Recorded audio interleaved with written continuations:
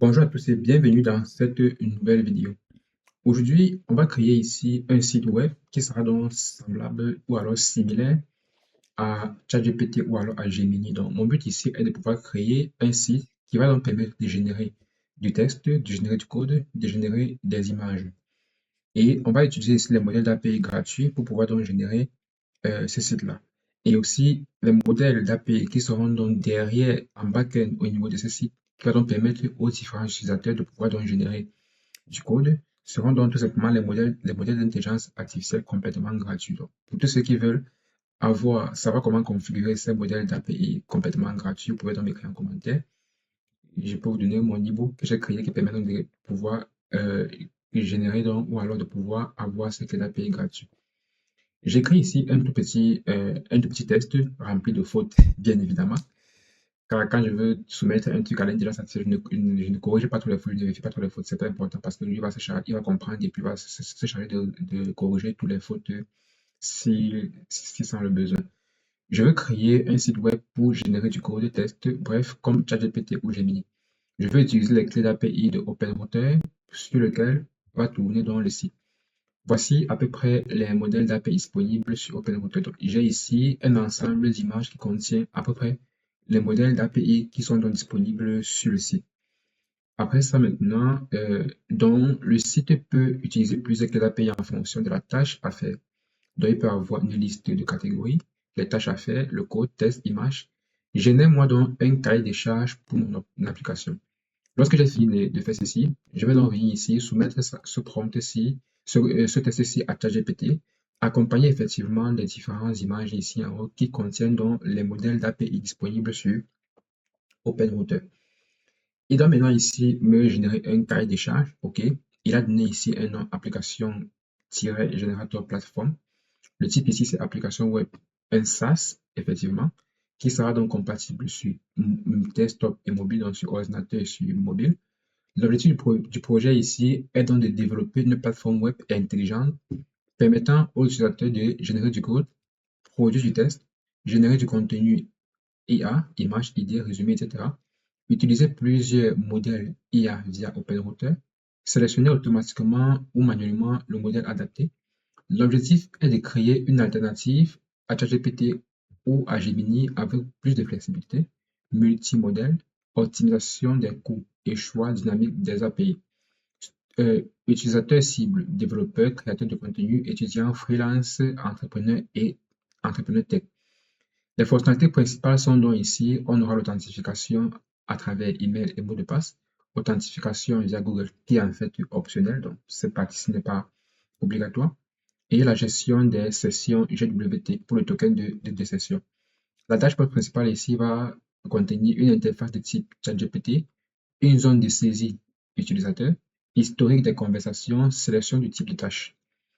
Le système maintenant de catégories qui est très important parce que lorsque l'utilisateur doit vouloir générer par exemple du code, il va falloir qu'il choisisse donc le modèle optimal pour la génération du code. Donc, on aura ici par exemple le code, génération du code de Java, Python, etc., debug, explication du code, test de rédaction d'articles, résumé, traduction, email, business, idée de startup, marketing, copyright, image via API externe si besoin, prompt image, génération si connecté à API type SL ou Dalitre, productivité, to-do list, intelligence, planification et organisation.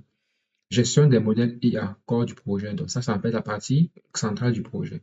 Le système doit être intelligent, fonctionnement. Chaque catégorie est liée à plusieurs modèles. Par exemple, le système choisit automatiquement le meilleur modèle. Donc, lorsque l'utilisateur choisit par exemple la catégorie code, le système en arrière-plan va donc choisir tout simplement ici le modèle d'API le modèle d'API optimal pour pouvoir donc générer du code.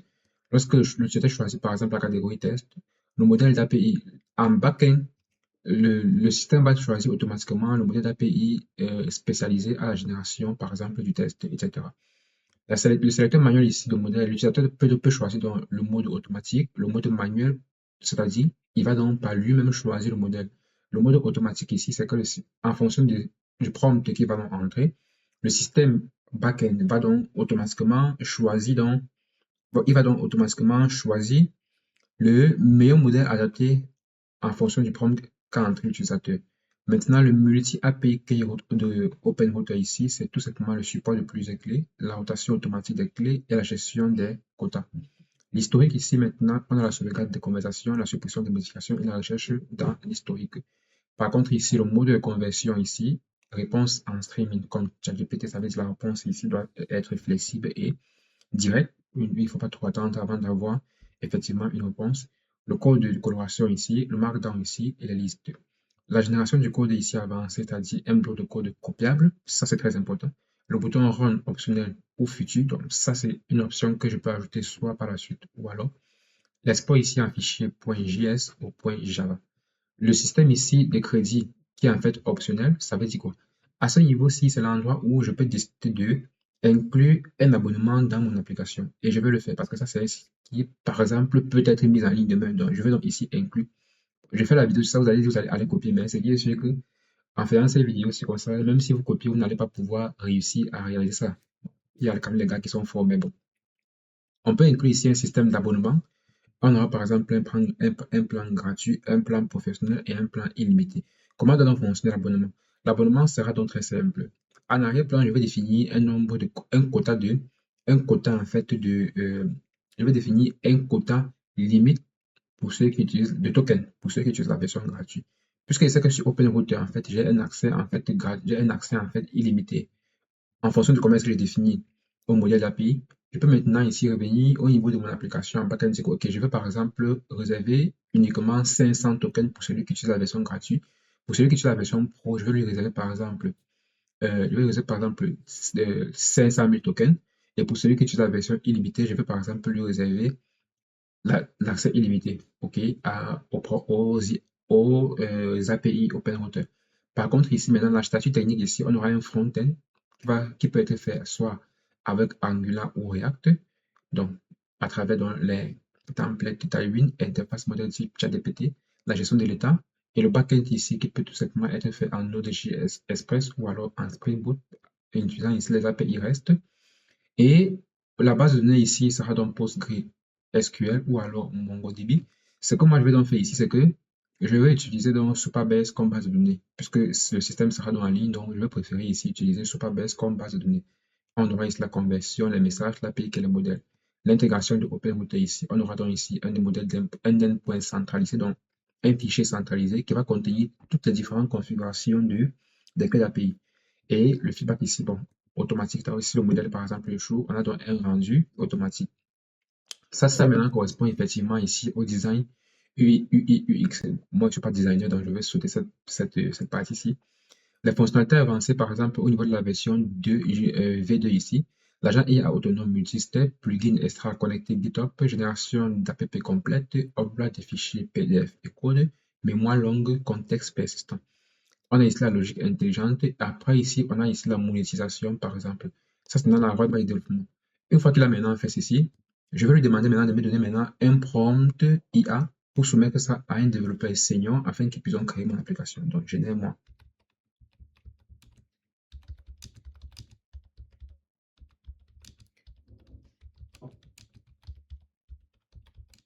Prêt à copier-coller pour que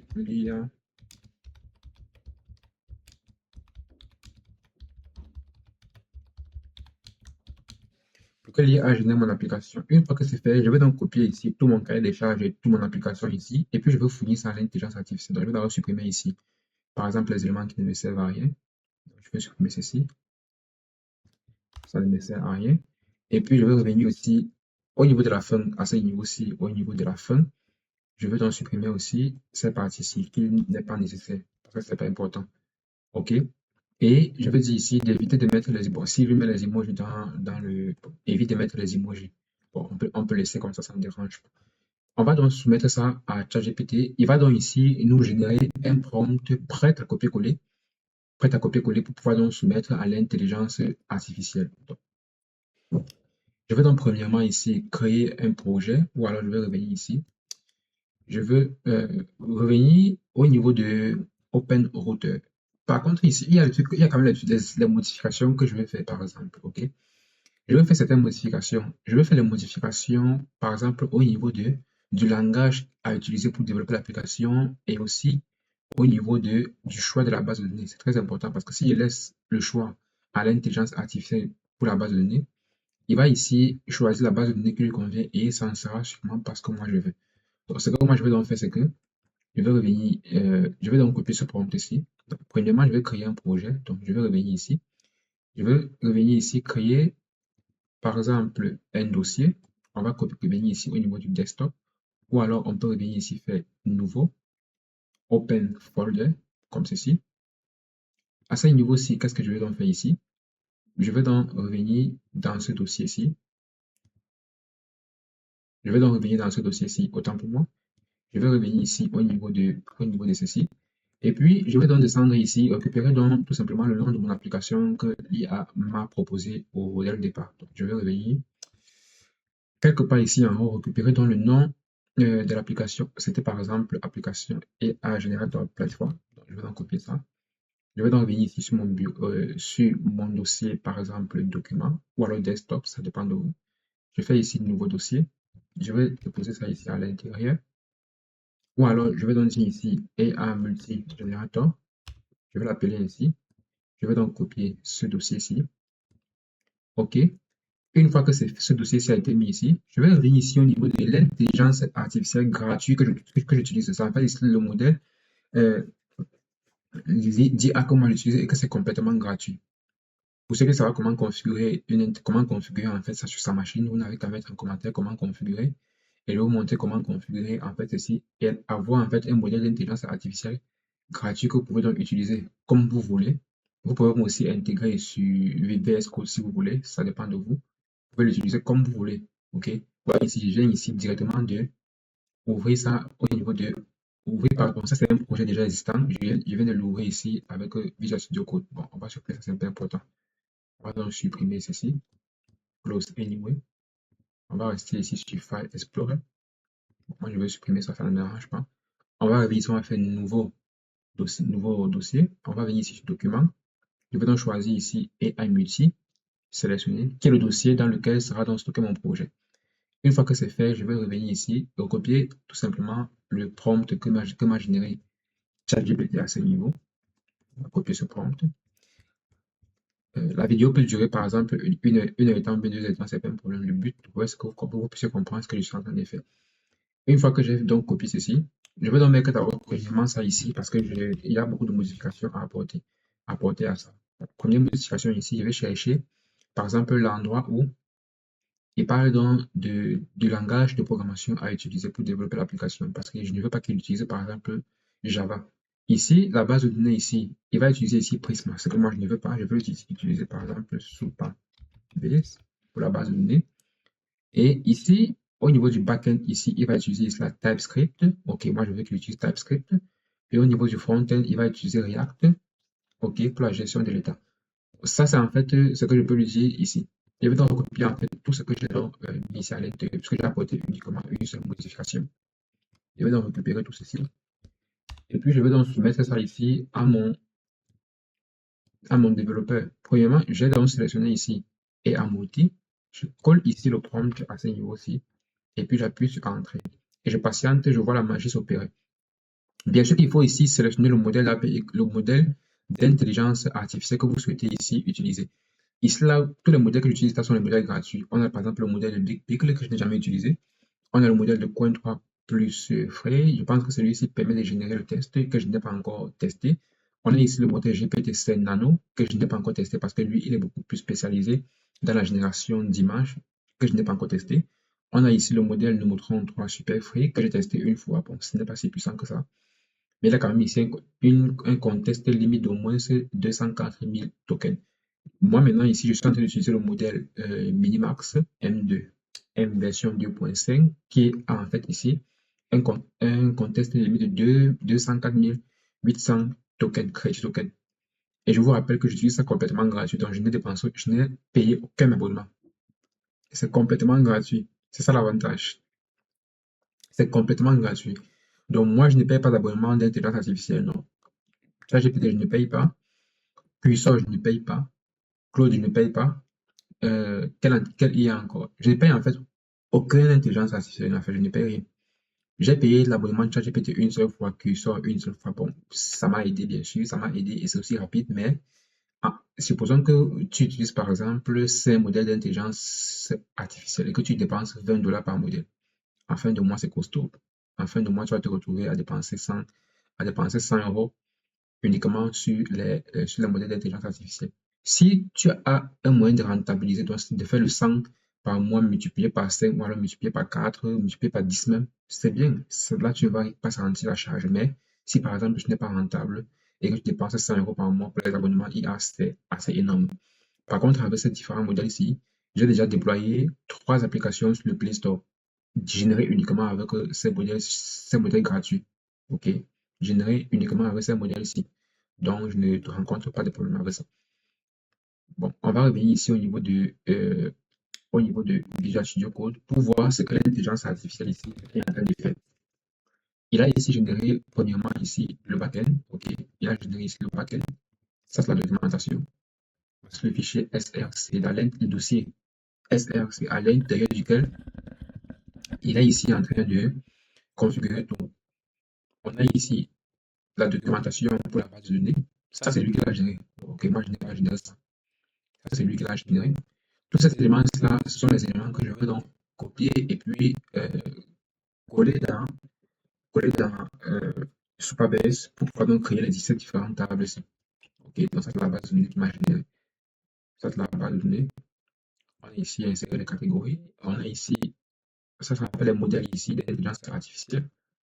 Bon, il y a le contexte link, ok, la longueur ici, la description, la catégorie, le principe input, le principe output, is free display order. Ok, c'est pas grave. On a ici en fait toutes les différentes tables vues pour les conversations avec les derniers messages, ok. Et puis on a ici la fin du schéma. On a ici l'index des différentes tables, ok. Ok, la méthode courante de créer un utilisateur, créer une conversation, récupérer l'historique des chats, mettre à jour les crédits, etc. Ça n'est pas très important. Ça n'est pas très important. Ça, c'est juste la structure de la base de données. Pour ceux qui ne comprennent pas ça, le langage que c'est. Vous pouvez ne pas lire, c'est pas important. Mais c'est important pour moi parce que quand il va débugger, je suis obligé de revenir contrôler ça. C'est important pour moi. Mais pour vous, si vous ne connaissez pas ce que c'est, il n'y a pas de souci. Ça, c'est les enfants de SQL. Ici, au niveau de l'architecture, ici, on a donc ici l'architecture de notre projet. OK? Je pourrais demander, je peux copier ces demandes à ChatGPT de me générer une image pour avoir une image en fait, un peu comme un design pour voir comment est-ce que fonctionne dans le projet. On a ici par exemple le front-end qui est donc fait en Node.js. On a ici l'authentification. Une fois que l'utilisateur s'est donc authentifié, il va donc accéder ici à la dashboard qui est dans la page du site grosso modo le site.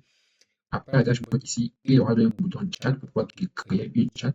Après, il aura ici les paramètres. Après, il aura ici l'historique. C'est un peu semblable à ChatGPT parce que ChatGPT ici, on a ici la dashboard ChatGPT. On a ici par exemple la colonne qui contient ici les paramètres ici en bas. Et ici en bas, on a ici, on a par exemple ici l'historique des conversations de ce côté-ci. De ce côté. Donc, on revient donc ici. Et puis, on a ici le State Manager, le qui va donc gérer l'état. Et à travers ça, maintenant, on a maintenant l'intégration ici au WebSocket pour pouvoir nous connecter avec le backend. On a ici les routes pour gérer donc la navigation entre les pages. On a ici le contrôleur et on a ici le service. Le contrôleur du service là va donc contenir la logique métier de l'application et les contrôleurs ici vont donc permettre la communication entre les routes et les services.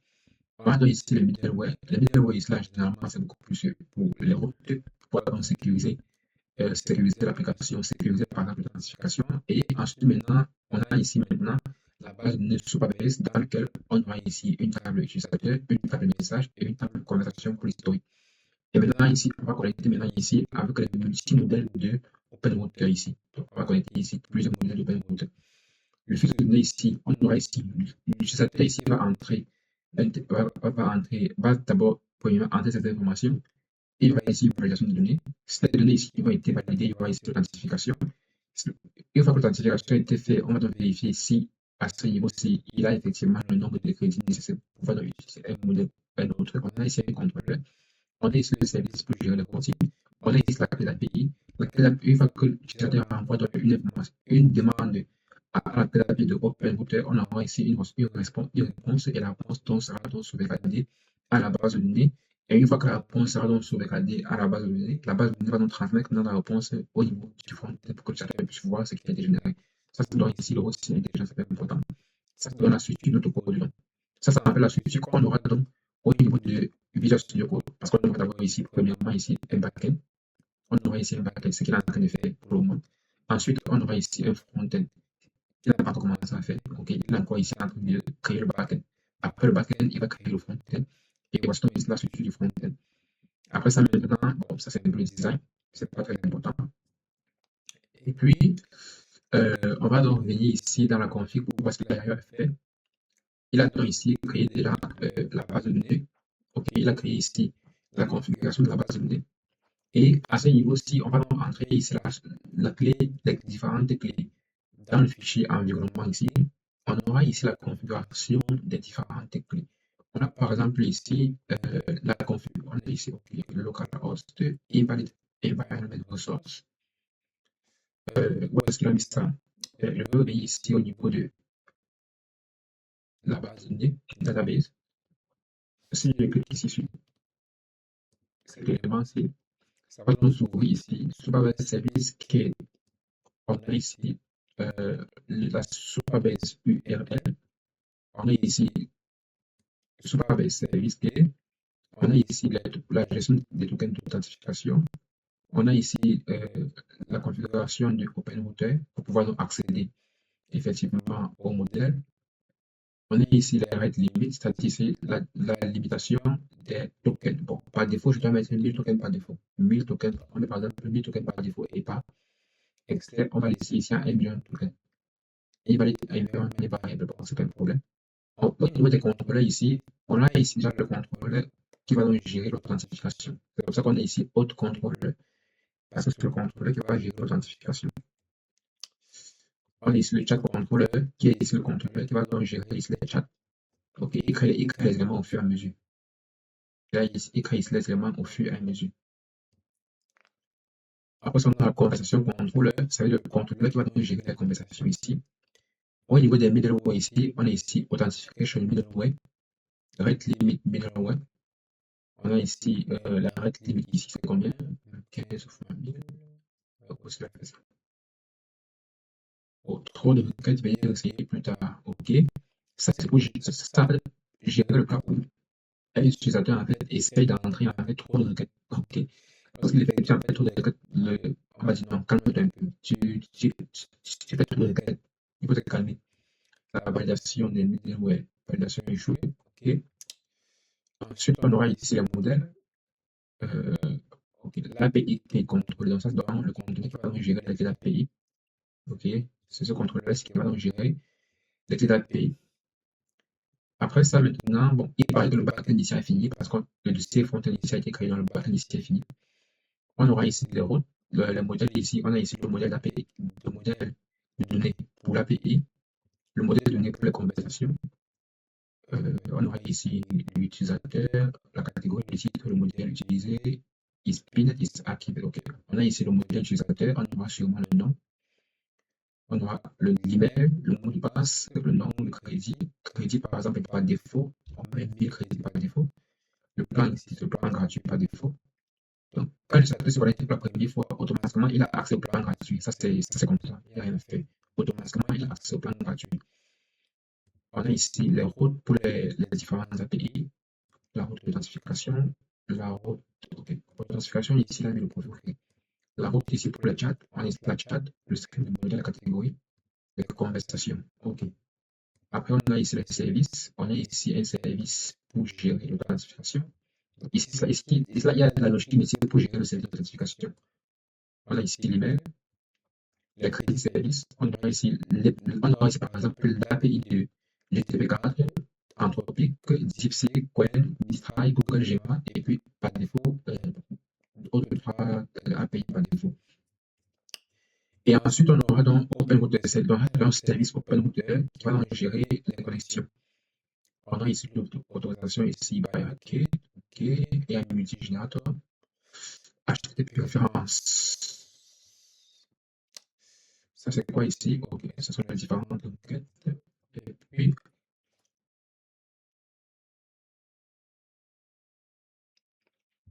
et on a maintenant ici, euh, on a maintenant ici la configuration de pour pouvoir entraîner l'intelligence artificielle. Donc, cette partie est très importante parce que ça permet donc de pouvoir entraîner l'intelligence artificielle. Ok.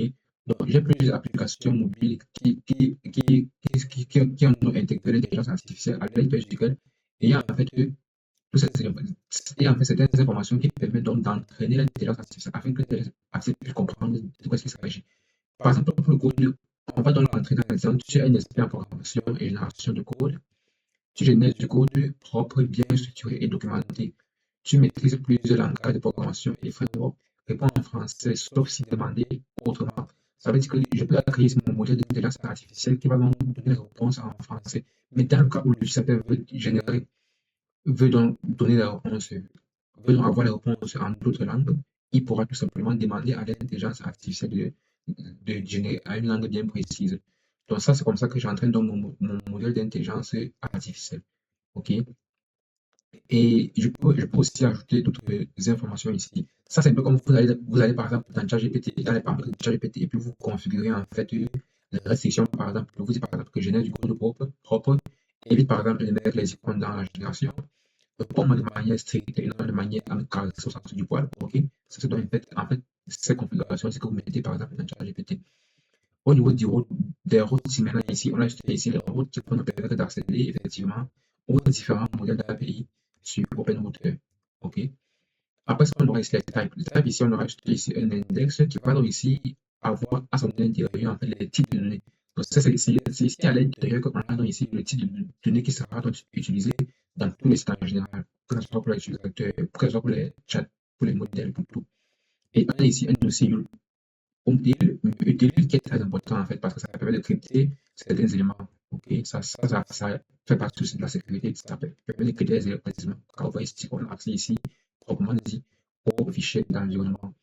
On a ici aussi pour la gestion du token de connexion. Ok, pour la gestion du token de connexion ici. Ça, c'est un fichier. Ça, c'est en fait un dossier très important. On est ici pour la gestion de la validation. Okay. Il est ici avec les différents types de validation, par exemple, au cas où le mot de passe est échoué, au cas où il y a une erreur sur quelque chose. Le maximum ici, le maximum de tokens ici, le nom ne peut pas être 100 caractères. Ça, c'est pour le nom. Après ça, on a ici l'index. OK, l'index ici permet de faire quoi? Regardons un peu ce qu'il permet de faire. OK, l'index ici permet donc l'index ici permet tout simplement de pouvoir vérifier l'état des requêtes, l'état des requêtes API. OK, c'est pour ça que vous avez donc ici cette information ici. Donc, ici, OK, il m'a décidé ici un tableau. Bon, serveur au niveau. Bon, ça ce sont les informations qui seront donc affichées maintenant au niveau du terminal lorsque je vais exécuter mon application. Il va donc ici faire une console.log dans lequel à l'intérieur, il va donc balancer en fait ce rectangle au niveau de mon terminal en me disant pour vérifier si le serveur effectivement a bien été exécuté. Je peux décider même par la suite de pouvoir tourner ça, de tourner ça sur Docker. Donc, sauf que Docker, ça va un peu peser. On parle ici dans les variables d'environnement. Ici là, ça, c'est en fait l'endroit où sera donc configuré toutes les différentes clés d'API. Ok, c'est ici à l'intérieur que je vais configurer toutes les clés d'API. Qu'est-ce que je vais mettre ici? Premièrement, ici, je vais mettre ici la superbase UL. Ça, c'est quand on va créer la base de données. Je vais mettre ici la superbase en entier et je vais mettre ici le service role. Okay, le service role. Okay, je vais mettre ça ici à l'intérieur. Par exemple, je vais mettre un truc ici, administrateur, etc. Ici maintenant, ça c'est pour la gestion des tokens de connexion. Il y a super random, c'est bon. Pour le moment, je ne sais pas où trouver ces différentes clés ici. Je ne sais pas où trouver ça. Donc lui maintenant, à la fin de la génération de mon code, il va me dire où trouver ces différentes clés. Maintenant, pour les clés d'API OpenRouter ici, j'ai ici la clé d'API OpenRouter et j'ai ici par défaut, ok, par défaut, le lien HTTP pour accéder à OpenRouter. Maintenant, ici, pour la règle des limites, ici, j'ai ici pour 1000, comme je l'ai dit ici, 1000 tokens pour un utilisateur qui a un abonnement par défaut et, autrement dit, d'autres types d'utilisateurs. Maintenant, ici, le code, bon, ça, c'est pas pour autres utilisateurs, mais c'est au niveau de l'ordinateur. Donc, quand tu vas utiliser, en fait, quand tu utilises en fait un nombre en excès de tokens, il y aurait un blocus proprement dit au niveau de ta machine. Le corps originise là, on va partir sur le cas OS 3000, puisqu'on est encore en développement, on n'a pas encore de domaine précis. Après ça, on a ici les configurations des paquets, donc les différents éléments qui ont été importés, le package.json et le tsconfig. Et on a maintenant ici le front-end. Au niveau du front-end maintenant, on a effectivement ici le fichier SRC. Ce fichier SRC est aussi structuré comme le back-end, c'est-à-dire on a ici par exemple le app component dans lequel on a ici le design pour l'identification, le design pour les champs, le design pour le layout qui n'a pas encore été créé effectivement. On a ici l'interface utilisateur, on a les boutons ici qui sont réutilisables bien évidemment. On a ici les inputs, et ça sur les formulaires. On a ici le modal, le hook ici use authentication et use chat. On a ici les services pour la logique. On a ici pour le code pour les services. Ici là vous allez proprement voir ici. Ici là en fait c'est en fait la redirection au niveau des routes au niveau du backend. Donc c'est ici qu'il connecte. C'est en fait ici là que le backend est connecté avec le front-end. Ok. Ça c'est passé en fait copie API base U. Ça c'est en fait le dossier qui permet de connecter le backend et le front.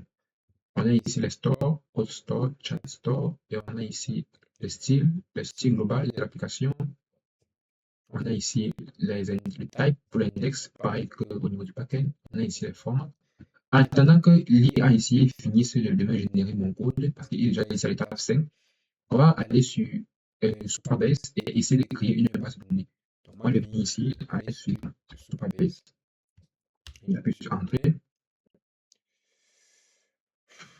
J'ai déjà créé un compte sur Supabase. Donc pour ceux qui n'ont pas encore de compte sur Supabase, vous pouvez simplement créer un compte de Supabase ici. Moi, j'ai déjà ici créé un compte de Supabase. Je vais faire ici nouveau projet. Comme le nom de mon projet ici, je vais donner en fait le nom de mon projet, par exemple. Je vais ici au niveau du cahier de charge. Je vais donner le nom de mon projet, qui est le nom de mon application que je suis en train de générer. Donc, on va finir sur le début. Je vais appeler mon projet.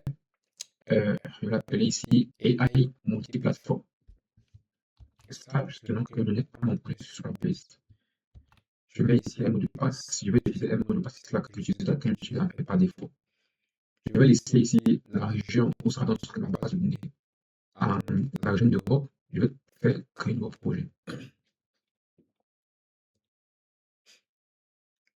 Une fois que le projet a été créé, je vais revenir ici au niveau du backend, dans les variables d'environnement ici. Je vais commencer ici à mettre le Supabase URL. Je vais revenir ici sur Supabase. Je vais revenir ici, copier ceci. Ça c'est dans le Supabase URL. Copier ceci. Projet de rôle. Je vais copier ceci. Ça c'est la connexion directe à Publisher ici. L'espace minimum, ça, on va revenir ici. On va donc entrer ici l'URL. Après, il y a l'amount key. Après, il y a le Supabase service role key. Pour le service role key, je ne sais pas comment l'obtenir. Il va nous donner ça plus tard. Je vais copier cette API au cas où, mais je sais que ce n'est pas ça parce qu'ils sont demandés l'amount key. Bon, ce n'est pas ça, donc je vais supprimer ça. Et puis, je vais revenir ici sur Supabase. Je vais revenir ici pour comment dire à ce niveau. Je vais aller ici au niveau de projet setting. Après, je vais aller sur API key. Au niveau de API key ici, je vais cliquer sur legacy amount key. Ok, on va rentrer, on revient en arrière. On rentre encore ici dans le projet setting, API key, legacy amount key. Je copie ceci. Je colle ça à ce niveau-ci parce que c'est la clé d'API qui est demandée. Par contre, bon, il faut bien cacher vos clés d'API. Bon, moi, je peux laisser comme ça. Vous ne voyez pas la suite, donc c'est pas important. Le Supabase service role key ici, je ne sais pas trop ce que c'est. Je vais demander. Donc, en fait, il va m'expliquer plus tard. Et les tokens d'authentification ici, je ne sais pas trop ce que c'est. Donc, je vais laisser ici comme ça. Par contre, ici, les clés d'API OpenRouter ici, Je vais donc chercher la clé API de OpenRouter. Donc, OpenRouter ici, je vais revenir ici, là, sur le site de OpenRouter. Je vais revenir ici sur OpenRouter. À ce niveau-ci, je vais aller ici sur API key de OpenRouter. Je vais créer ici une nouvelle clé d'API OpenRouter. Je vais donner ici un nom à ma clé d'API OpenRouter. Donc, je vais revenir ici dans ChatGPT. Je vais copier ce nom-ci, revenir sur OpenRouter. Donner en fait ça. Et ça, la limite ici, je ne mets aucune limite aucune limite au niveau de mes tokens. Et puis, je mets sur créer. Je copie la clé d'API. J'ai ici, j'ai ici mon nouveau. J'ai ici en fait ma nouvelle clé d'API que j'ai créée pour mon projet. Je reviens maintenant ici au niveau de mon site, mon app OpenRouter, et je mets ça ici à l'intérieur. C'est ma clé d'API OpenRouter. J'ai fini. Ça manque maintenant uniquement ici les différentes clés pour les super clés et les JWT clés. Je reviens ici au niveau du front-end. On a ici la dashboard qui a été créée. Donc, ça, c'est la page principale de mon application, la dashboard. Ça, c'est en fait le login, la page de connexion. Connexion accéder à votre compte et à Unity. Il manque effectivement, ok, on a ici la page de registre. Tout ça enregistré. Inscription ici, créer votre compte et à Unity. On a ici le layout. On a ici la page, code, génération de code, titre, etc. Je peux décider de ne pas utiliser les icônes ici. Moi, je peux demander de ne pas utiliser les icônes statiques, d'utiliser que les icônes d'une librairie, par exemple, Phone, Awesome et autres types d'icônes. On devrait voir ça plus tard. Pour le moment, on se concentre sur la logique du code et sur le fonctionnement du code. J'ai ici le login form ici, qui est dans le formulaire de connexion. J'ai ici tous les différents autres éléments. Il a maintenant ici fini de me générer l'application ici, ok? Lorsqu'il finit de générer l'application, il a m'envoyé une notification. Qu'est-ce qu'il me demande de faire ici? Il me demande ici de faire l'authentification. Il me demande ici d'accéder à tout. Il me dit en fait tout ce qu'il faut faire. Comment lancer le projet? Il me dit d'accéder à CD backend. Donc, moi, je vais copier, copier ceci, revenir ici, ouvrir ici un nouveau terminal. Dans ce terminal-ci, je veux donc entrer ici, je vais donc mettre ici CD backend pour accéder au backend. Je vais venir ici, sur ce terminal-ci, je vais mettre ici le nom. Je mets ici, par exemple, le PowerShell, je vais l'appeler par exemple backend. Et puis, je mets ça ici. Ça, c'est mon backend ici que je veux accéder. Et je reviens ici. Je mets ici, par exemple, front-end. Je rename ici. Bon, le rename ne fonctionne pas. On va mettre ici rename. Qu'est-ce qu'il dit? OK, il refuse de renommer. OK, on va faire autrement.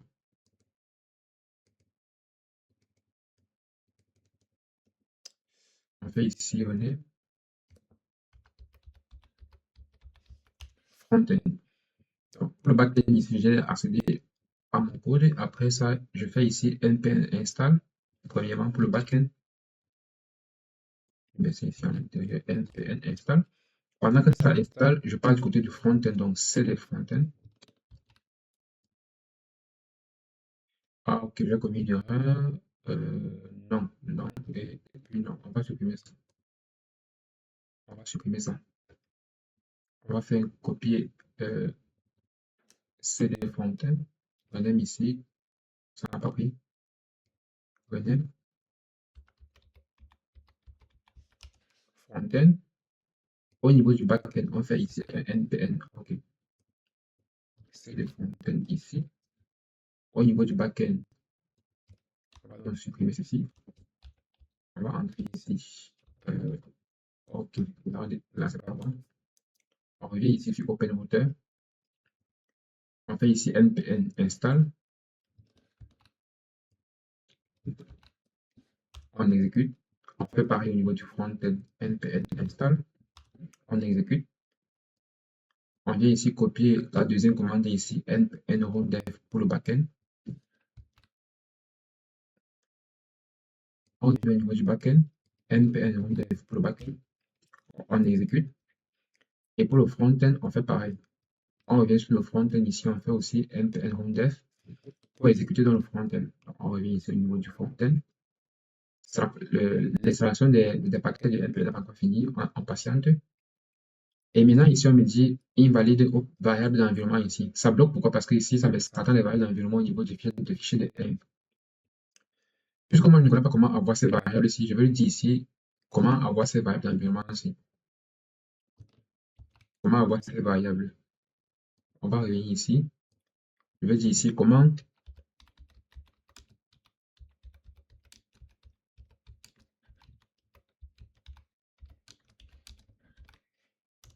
lui maintenant ici, il va nous dire comment avoir ces variables ici. Donc, je reviens ici en haut. J'ai ici pour un exemple. Bon, on va patienter. Qu'est-ce qu'il m'a dit ici? Il m'a dit ici, cela génère, il m'a dit ici par exemple, tu peux générer ces clés avec ces commandes. Donc, il m'a donné ici les méthodes en fait pour pouvoir donc générer ces différentes clés. OK? Pour générer ces différentes clés. Bon, lui maintenant ici, il m'a donné les trucs pour les trucs de Python, etc. Moi ici, je vais copier ceci. Moi, je vais copier ça ici. GWT secret. Moi, je vais copier exactement ce qu'il m'a donné ici. Je reviens ici, je fais GWT secret. Je mets ça ici à l'intérieur. Il va utiliser ça. Parce que je suis en train de tester l'application, c'est pas une application que je dois mettre en ligne. Pour mettre ça en ligne, je dois donc générer un truc normal. Ça c'est donc ici GWT secret. Après ça, qu'est-ce qu'il m'a encore donné? Il m'a encore donné ici GWT secret et puis il m'a donné ici refresh, etc. Bon, je vais supprimer celle-ci. Et puis je vais faire un copier-coller de ceci. Et puis je vais donc remplacer par ceci. Et puis je vais relancer ici. Je vais faire ici un contrôle C pour stopper le serveur. Et puis je vais relancer ici un npm-run-def. Il me dit ça toujours que les barres d'environnement ici sont invalides. Je vais le dire ici je vais le dire ici par exemple méthode 2 à travers Node.js. Donc je vais copier cette méthode ici à travers Node.js. Je vais venir ici créer un nouveau terminal. Je vais mettre ici c'est des backends. Je vais coller ça ici en haut. Il m'a généré ici cette clé d'API. Je ne sais pas pour laquelle c'est, mais on va copier ceci. Je vais copier ceci.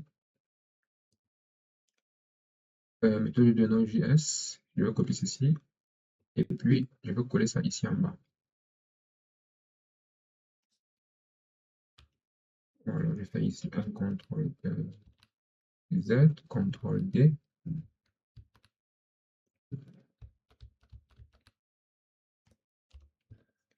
Je vais coller ça ici. Je vais coller ça ici. OK. Je me rends compte que cette clé d'API ici, je fais un copier-coller comme ceci. Et puis, je récupère cette clé d'API.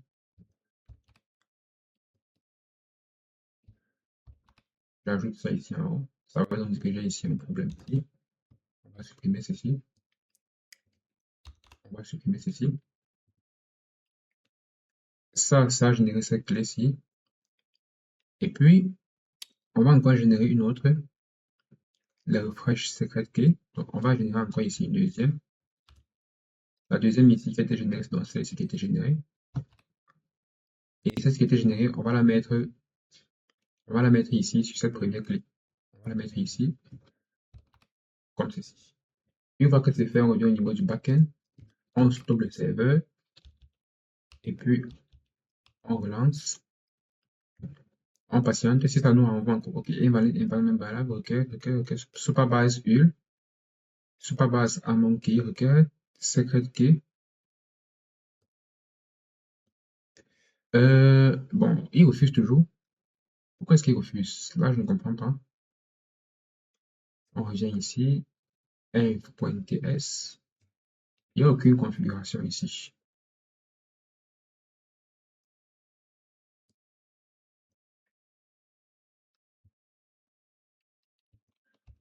Moi, je vais l'envoyer ceci. Directement comme ceci. Pour qu'il puisse me résoudre le problème. Parce que actuellement, si tu dois configurer, OK, il me dit ici, tu dois créer le fichier .env dans le dossier backend. Voici comment faire. OK.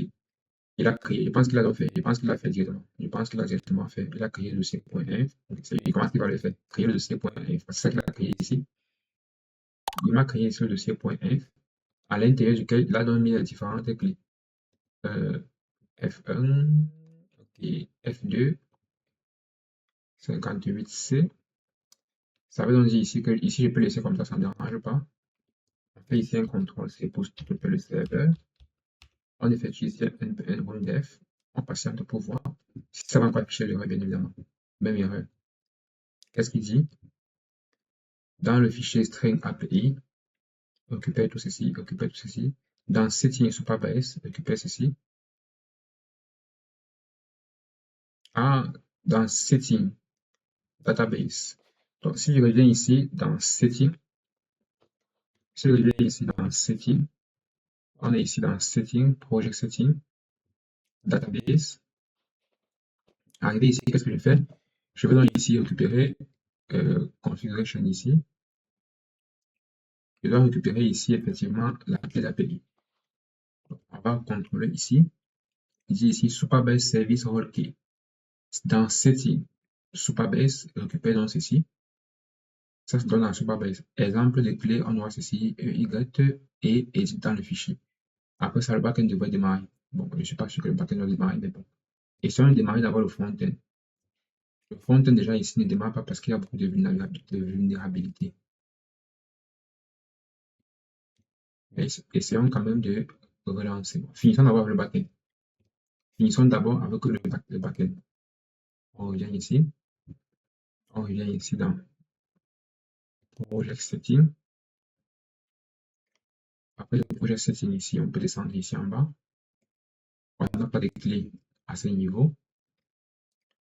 On peut aller ici au niveau de Général, Appliqué, Project Overview ici, Database, Table, Role. On est ici dans Role. On arrive ici, Active Connection, il n'y a aucune connexion active. Ok, on a une connexion active ici. Je débrouille. Au niveau bon, cette clé-ci est un peu bizarre parce que je n'ai jamais utilisé la database U. J'ai utilisé la database U une seule fois, mais dans le cas où je me crée un utilisateur administrateur, ok? Dans le cas où je me crée un utilisateur administrateur, j'ai déjà utilisé ça. Par contre, ici, récupérer directement la clé d'API, comme ça, je ne l'ai pas encore fait.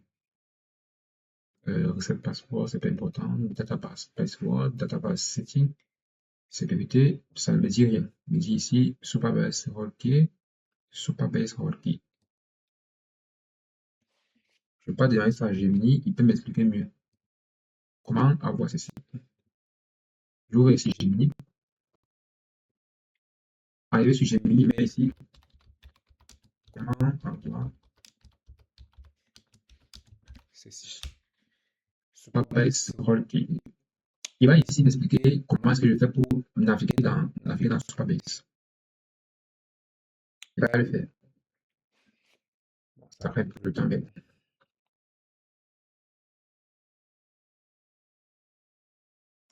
Connectez votre compte et sélectionnez le projet concerné. Dans la barre latérale, cliquez sur l'icône d'engrenage Project Setting, ensuite cliquez sur le menu API. Ok, j'ai cliqué sur le menu API. Bon, j'ai cliqué ici sur le menu Project Setting, API key. Cliquez sur API key. Après ça, qu'est-ce que j'ai? Ah, ok, j'ai ici Publisher. Ok, c'est ça ici. C'est effectivement ça. D'accord, merci beaucoup. C'est bel et bien Supabase Service Role Key. Non, c'est pas ça.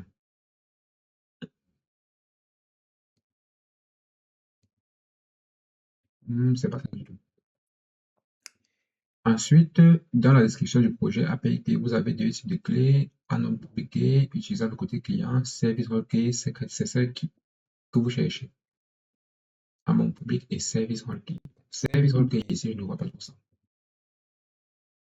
Ah, ok, service requête. Ok, ça ici. Service requête. Je copie dans le service requête ici. Je viens donc ici.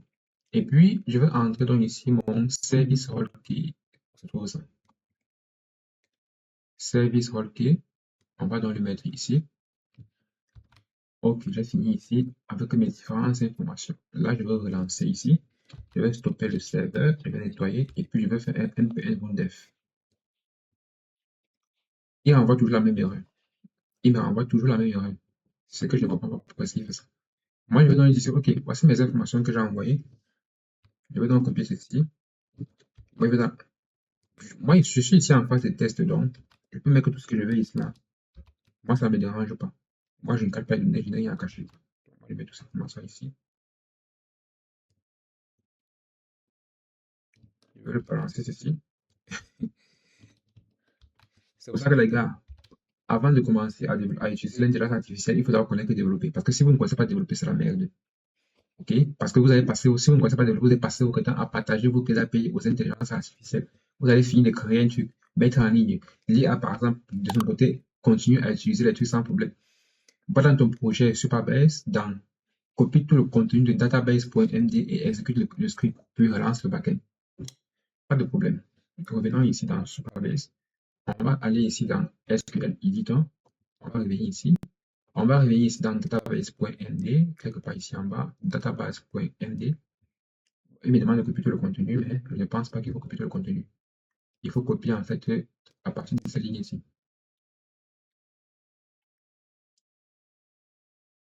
Jusqu'ici. On va revenir ici. On va coller ça ici à l'intérieur. On va exécuter. On me dit ici erreur de syntaxe or many just line machin machin. OK. On va supprimer ceci. Ah, il y a en fait les erreurs à partir d'ici. Donc, la fin de la requête finissait ici. Donc, ceci, ici en bas, n'est pas important. On va supprimer ça. Ceci, on va le supprimer parce que ce n'est pas important. Ici, au début, on va supprimer aussi SQL et création des tables. Ce n'est pas très important. On va rester uniquement avec ça et puis on va exclure la requête. Extension UIVT4 n'est pas définie. Moi, je vais prendre l'extension UIID. Pourquoi est-ce qu'il passe sur UIVT4? On parle directement sur ça.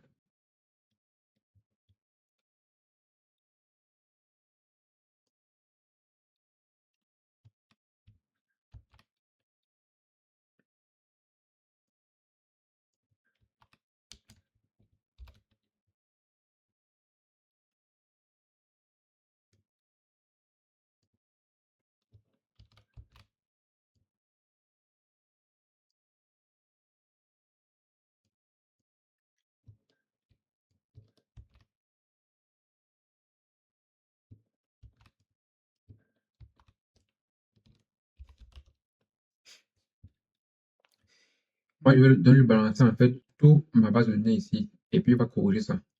Il va donc corriger ça et puis il va corriger ici. Moi, je n'ai pas l'extension UID activée.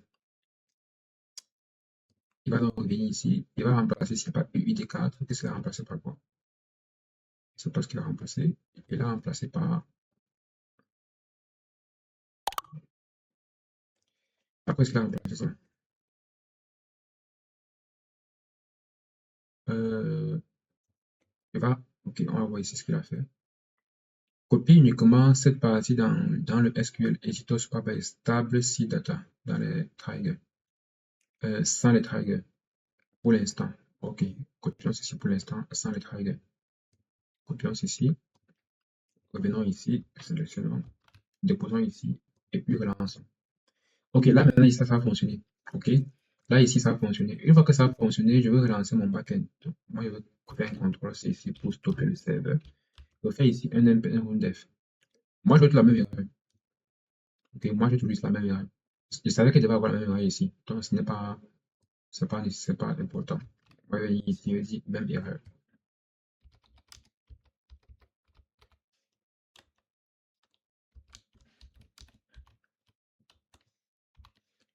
Personnellement, moi, je ne sais pas pourquoi est-ce que cette erreur-ci persiste. Je ne sais pas pourquoi. Bon, il va donc maintenant accéder à mon code de lui-même. Il va maintenant accéder et essayer d'exécuter mon code par lui-même. Là, c'est même ce qu'il doit faire depuis. Donc ici, maintenant, il est en train d'accéder Il est maintenant en train d'accéder dans mon code et puis dans mon code maintenant, il va essayer maintenant d'exécuter mon code par lui-même pour essayer de voir ce qui ne va pas.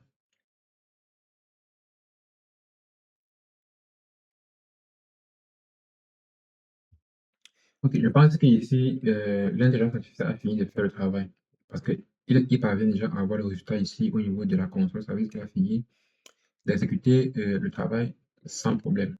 On va patienter qu'il finisse quand même ce qu'il a fait ici en bas et puis on va donc lancer notre côté au niveau de notre terminal. Ok, tout maintenant ici, n'oublie pas, tu dois d'abord exécuter le SQL dans le Spark. Ok, le SQL a déjà été exécuté. On va tout simplement revenir ici. Ok, tout fonctionne très bien. Si je fais ici un contrôle, c'est comme ceci. Je fais un clear. Je refais ici un npm run def. Et puis j'ai ici cette erreur-ci.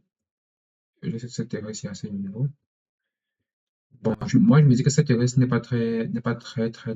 Ok. Le port ici, ok, le code d'erreur. Mhm. Ok. Node event 456. Il a bloqué encore ici. Il peut fournir ceci pour qu'il essaie de corriger parce que il a bloqué ici. C'est pas normal qu'il bloque ici. Le- euh, tout était déjà bien de l'autre côté. On va patienter un peu ici pour voir un peu euh, qu'est-ce qui n'allait pas. Ok, listing. Ok, bon, ok. Le serveur ici est déjà occupé. Bon, quand le serveur est déjà occupé, on va donc je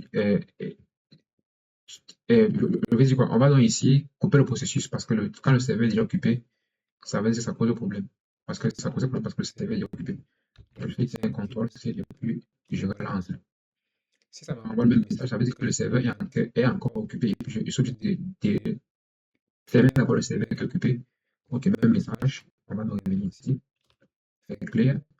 On va copier ce bout de code. On va faire ici un net nano findes ceci.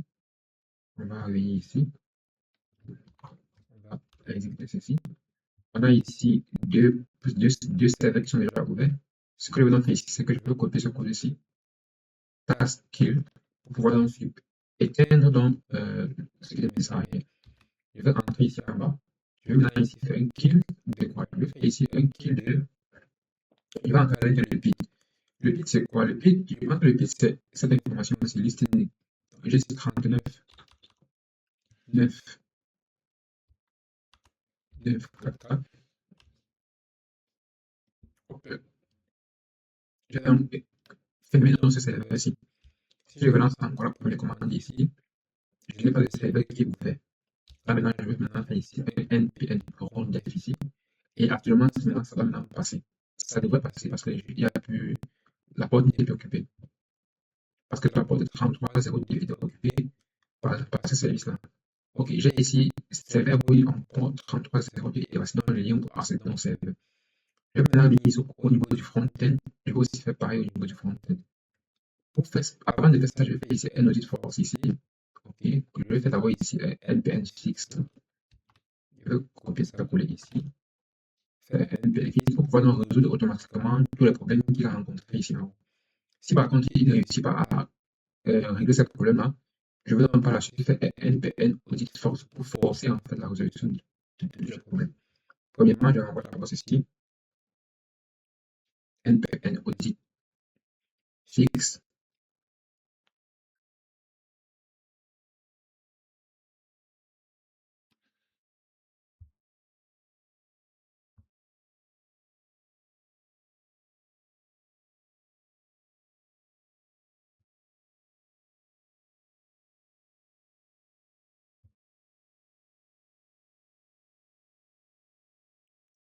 Le processus là prend un peu de temps, hein, c'est pas grave. On va juste patienter que lui fasse son travail. Avec qu'il fasse son travail. Donc,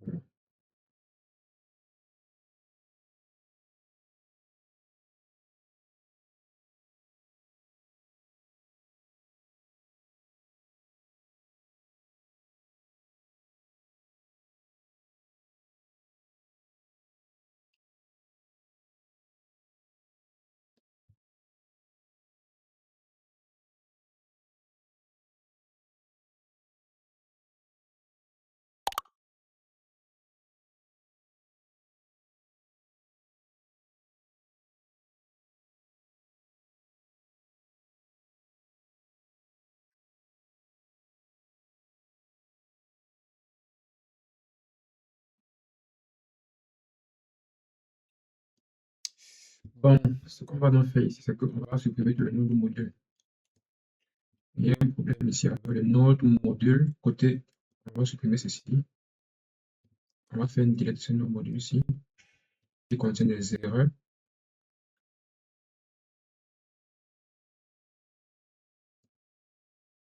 C'est un peu niveau front-end. On va supprimer ça. On va revenir ici. Et puis, on va encore s'assurer qu'il n'y a pas un node module quelque part qui bloque tout. Le node module maintenant côté backend, ok, côté backend c'est bon, mais côté front-end c'est pas bon. On va supprimer ce node module ici. On supprime ça. Parce que s'il faut créer encore un nouveau projet, c'est énorme. Donc, on va fermer tous ces éléments ici. On va fermer ici. Ok. Le backend est là, le front-end ici est là. Le node module du front-end ici, ce sont les problèmes. Donc, on va patienter quelques instants que ça se ferme.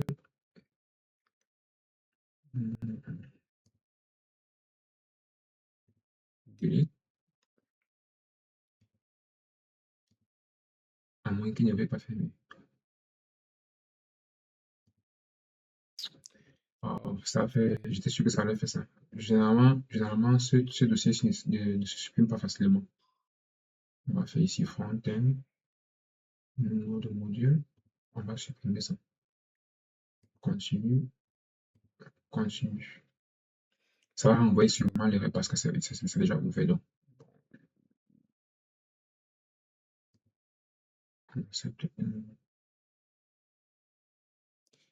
vas-y, fais ça. Même problème. On va relancer toi ici. Ici, un delete. Supprimer ça.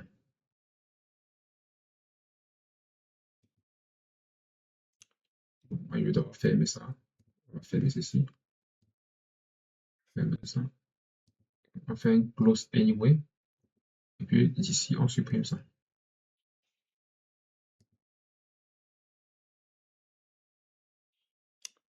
Oh, non, je ne veux pas. Pas de problème. Mettons ça ici.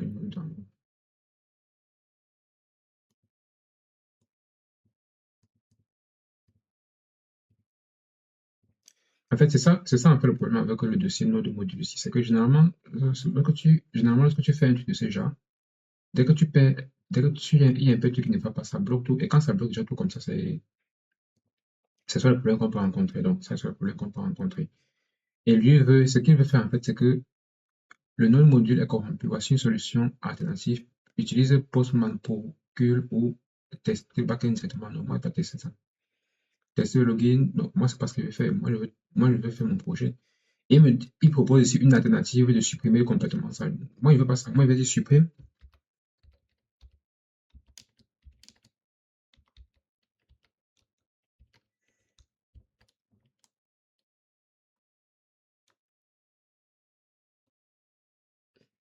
Moi, il veut dire de supprimer uniquement le dossier node module. Supprime uniquement ça. Moi, je veux pas commencer à compter. Supprime uniquement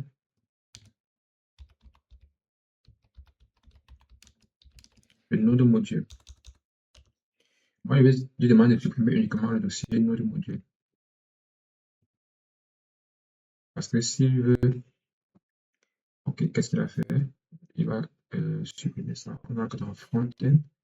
À l'intérieur du front-end, il y a toujours notre module ici à l'intérieur. Bon, on va essayer de relancer la suppression de ça. Ok, le module a été supprimé. On va réinstaller. Ok, là maintenant je veux ouvrir ici mon front-end. Donc je vais ouvrir ici Visual Studio Code. Et puis je vais relancer le projet à ce niveau-ci. Je vais ouvrir ça. Au niveau du backend, je vais relancer le backend. Je vais relancer le backend ici. CD. Je vais arriver ici au niveau de CD backend. npm run def. Je reviens ici sur front-end. Au niveau du front-end, je vais d'abord installer le node module. npm install. Pourquoi est-ce que ça fait ça? Ça n'installe pas des fois. C'est pas grave. npm def. D'accord. Qu'est-ce qu'il me dit? Script missing def.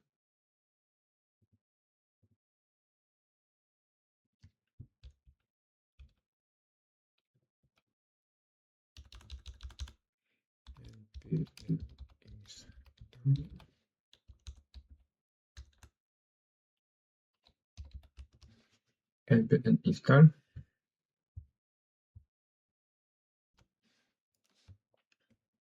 Bon, on va encore refaire ici, on va refaire ici un cd front-end. Ça, on fait ici un cd front-end. Et puis on fait ici un npm def à ce niveau-ci. Et puis on patiente. Bon, j'espère que là maintenant ça va fonctionner. Ok, on dit ici que le port, ce port-ci en fait en utilisation, on va utiliser le port 3301. On va cliquer dessus pour ouvrir donc, et notre projet. Okay. Le port 33 ici est déjà utilisé parce que j'ai ici en fait le localhost ici là qui est ouvert de ce côté-ci. Donc moi je veux relancer mon projet directement ici sur le localhost ici. Bon, ça ne va pas s'ouvrir, bon, je vais copier ça. On va copier ceci. On va le revenir ici.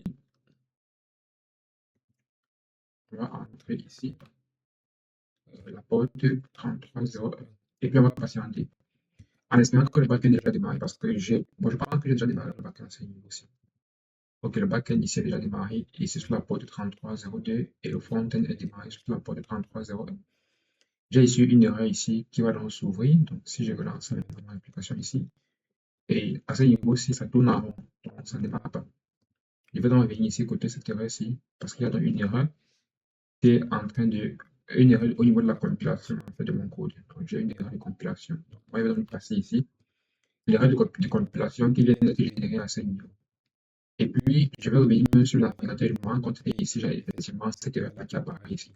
Ça veut dire qu'il y a une erreur de compilation, donc il y a une erreur au niveau des plugins. Lui, maintenant, de son côté, va essayer donc de fixer donc cette erreur-là. OK. Il va donc essayer de régler donc l'erreur qu'il y a au niveau de ces plugins-là. Une fois qu'il va donc finir de régler ces erreurs-là, on va donc continuer.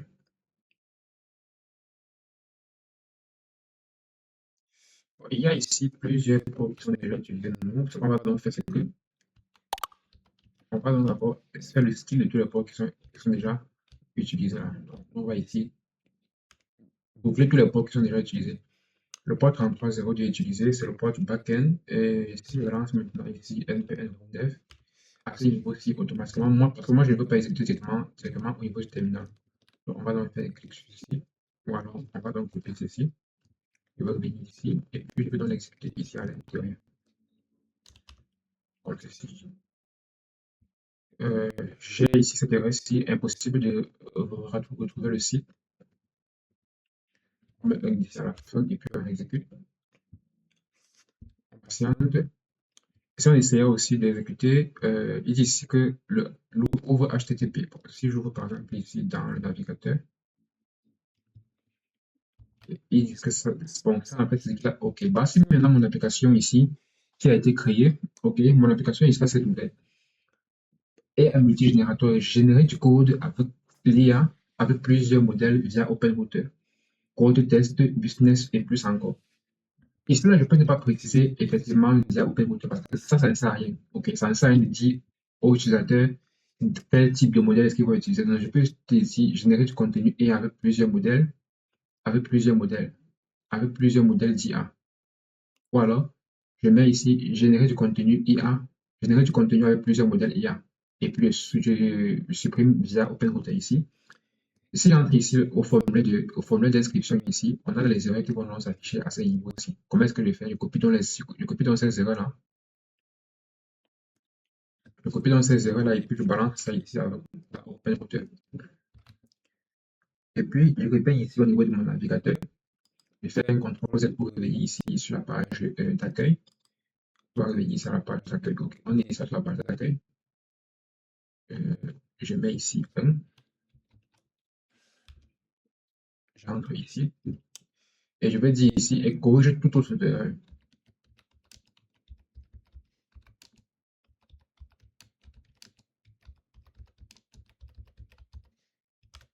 Je l'envoie ceci. Parce que là, ici, il y a une erreur. Pour moi c'est une erreur assez ridicule, en fait. Pour moi, ce n'est pas une erreur qui méritait en fait de s'afficher. Moi, personnellement, cette erreur ne méritait pas de s'afficher. Pourquoi est-ce que cette erreur ne méritait pas de s'afficher? Parce que c'est une erreur assez basique. Ok, c'est une erreur assez basique parce que c'est une erreur en fait NestJS. Donc, il n'avait juste qu'à, il n'avait juste qu'à, euh, en fait, lui, il n'avait juste qu'à corriger en fait toutes les erreurs parce qu'il s'agit de l'erreur du numéro.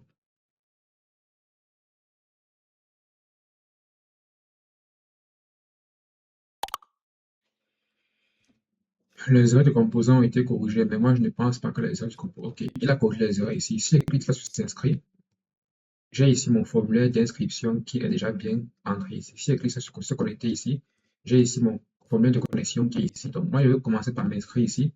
Le nom ici, je mets par exemple ici Lionel. L'email ici, je mets mon email personnel, ça ne dérange pas. Ou alors,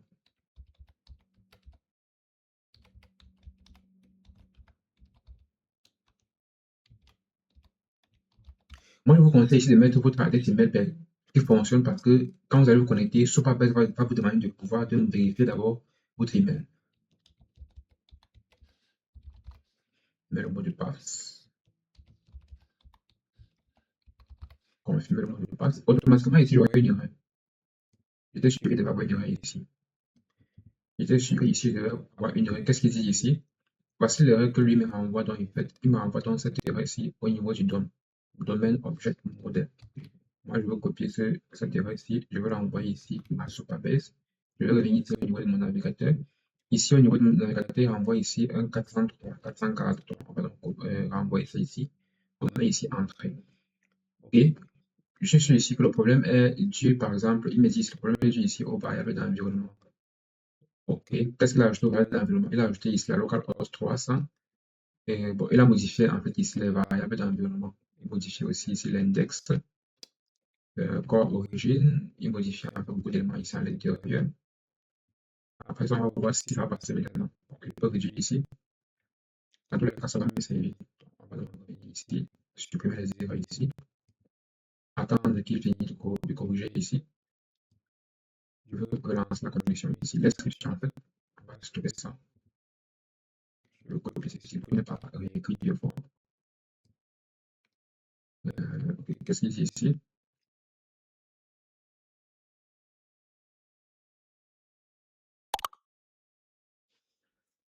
Les erreurs ici ont été corrigées.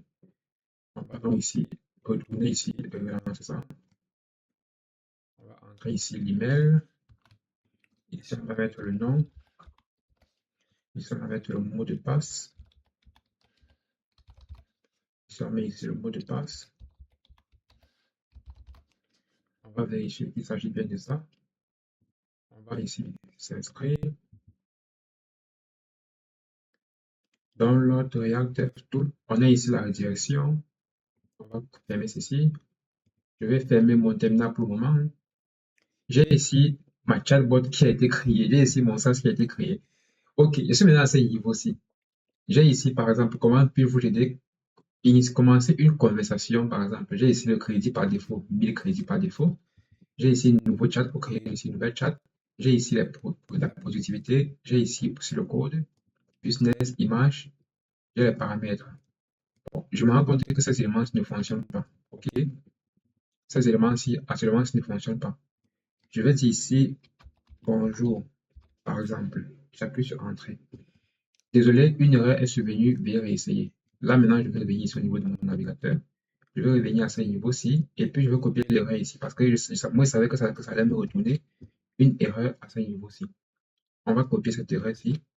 On va l'entrer ici. On va revenir ici au niveau de. Ici, il n'y a pas d'erreur précise qui s'affiche ici. Donc ici, il n'y a pas d'erreur précise qui s'affiche. On va patienter. Voilà cette erreur ici. On a ici le code n'affiche rien. La position n'affiche rien. On a ici le nouveau chat qui s'affiche effectivement. On a ici pour les images, les paramètres.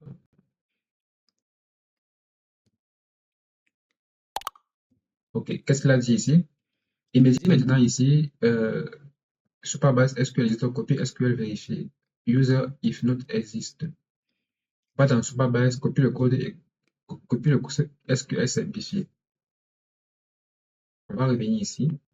On va aller dans Supabase ici. Si je fais par exemple ceci, j'ai ici 121 lignes de code. Je veux copier ça, ça fait 61 lignes de code. Si je relance ça, moi, je vais une erreur. Ce qui est sûr que si je relance, moi, j'ai une erreur. Je vais ici dans database. Je vais revenir ici.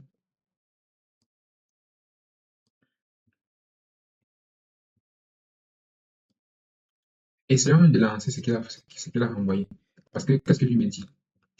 Il me dit ici, l'inscription fonctionne. Le problème 500 apparaît que est causé par les tables de base de données manquantes dans Supabase. Donc, on va copier ceci.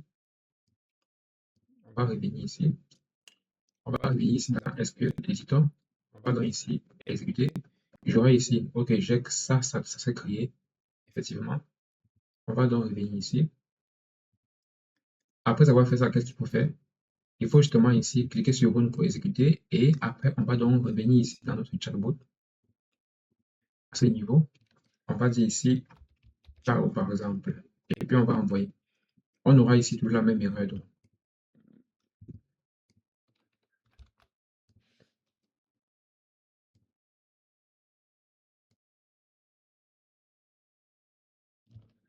je vais l'envoyer ceci. Je vais dire ici même erreur.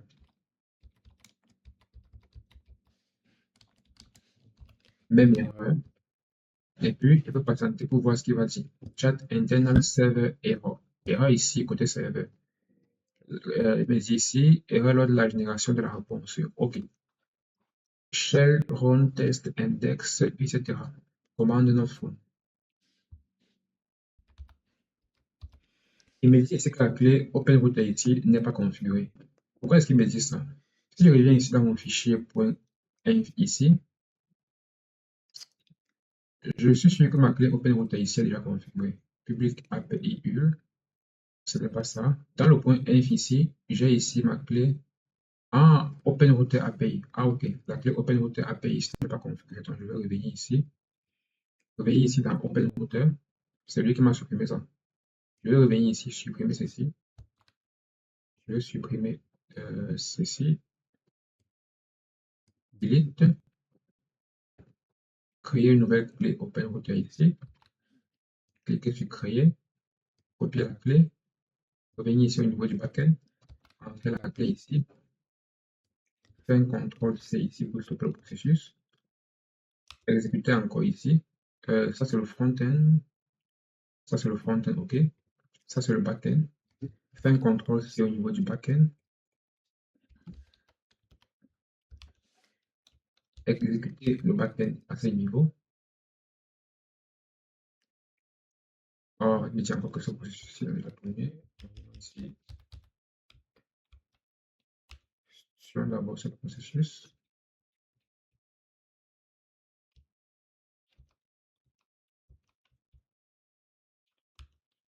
Ok. Après ça, on va mettre ici task skill. On va supprimer ici 45, 45, 2, 8, 8. On va entrer. On va supprimer ici le 45. Ok, on a supprimé le 45, 2, 8, 8.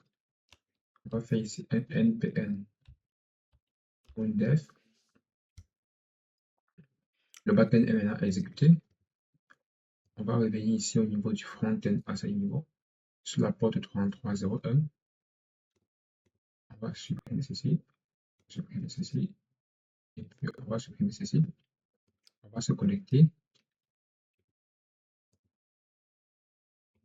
Pas de problème.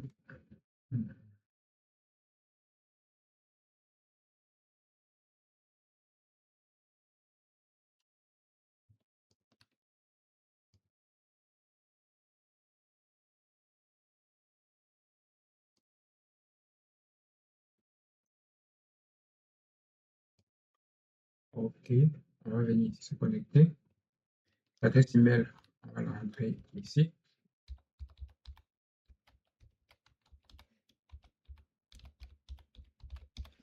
Le mot de passe, on va le rentrer ici. On va donc se connecter ici. Pourquoi ça bloque? Et ça a pris. La connexion a pris. On va venir ici, mettre ici bonjour. On va cliquer ici sur envoyer. Désolé, une erreur s'est produite. On va revenir ici, copier le terminal ici, aller sur code de source, récupérer dans ceci, balancer ici, envoyer cette erreur ici pour qu'il essaie de comprendre pourquoi est-ce que ça envoie sa requête échouée. Je vais revenir ici. Ça, c'est une erreur qui s'est produite dans le code. Le message d'erreur déjà commence à changer. Je vais revenir ici au niveau de ma clé auquel je dois envoyer ici. Peut-être que ce n'est pas trop un problème que ça. On va envoyer ici. On va envoyer ici. Envoyer. Même erreur. Internal server error. Use chat. OK, même problème. Qu'est-ce qu'il dit ici? Le shell chat end.origin. OK.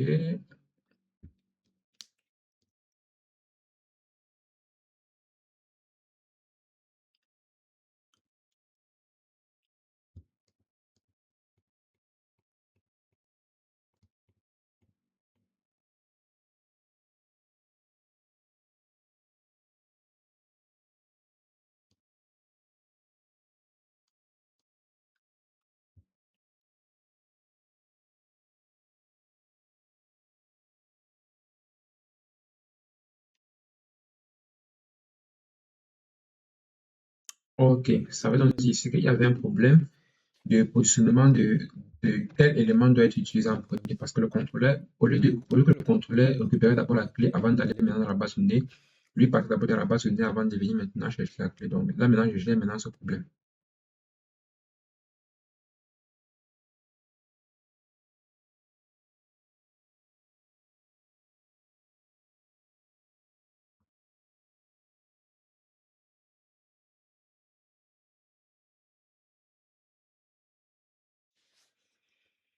OK, là on va encore recommencer ici. On va relancer ici. On va envoyer. Désolé, une erreur s'est produite. Il n'y a aucun changement.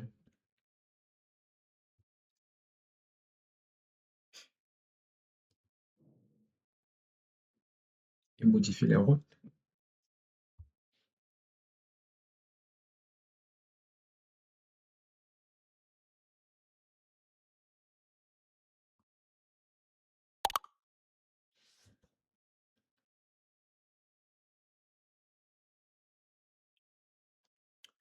On va encore envoyer ici.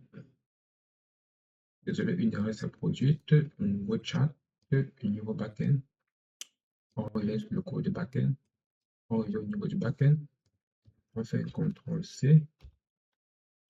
On fait un speed. On revient ici. On fait un contrôle run-def. On patiente. OK, on a relancé ici. On revient à ce niveau. On va ici.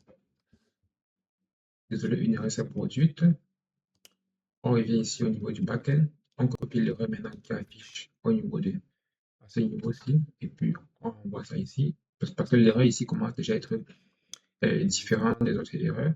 Parce qu'il y a un problème ici avec le modèle identification de OpenRouter dans le service. Là, c'est plutôt au niveau backend. Okay. Si je reviens ici sur inspecter ici, je vois effectivement une erreur de ce côté-ci. Okay. Faire la ressource, le serveur ici, pour une erreur de serveur, côté serveur ici. Donc, j'ai effectivement ça. Donc, si je reviens là ici, je renvoie, j'aurai effectivement cette erreur-là ici.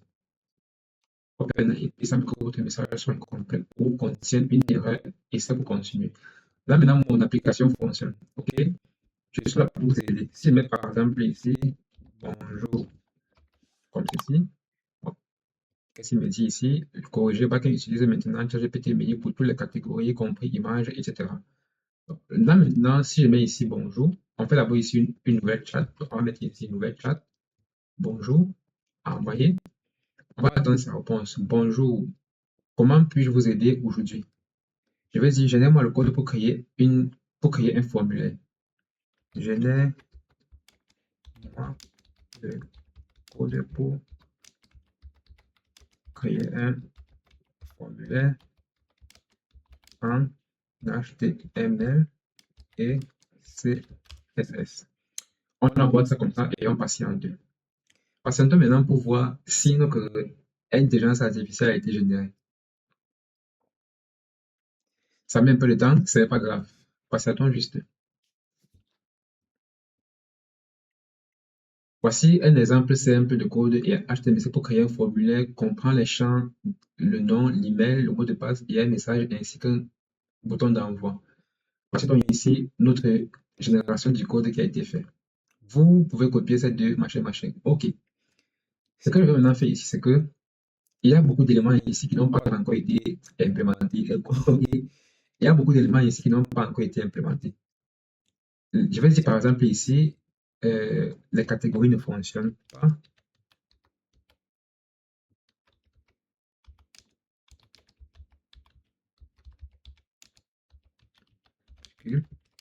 Les paramètres, les catégories et les paramètres ne fonctionnent pas par exemple. Ça, c'est ce que je veux dire. Après ça, maintenant, je peux dire ici, je vais avoir une image.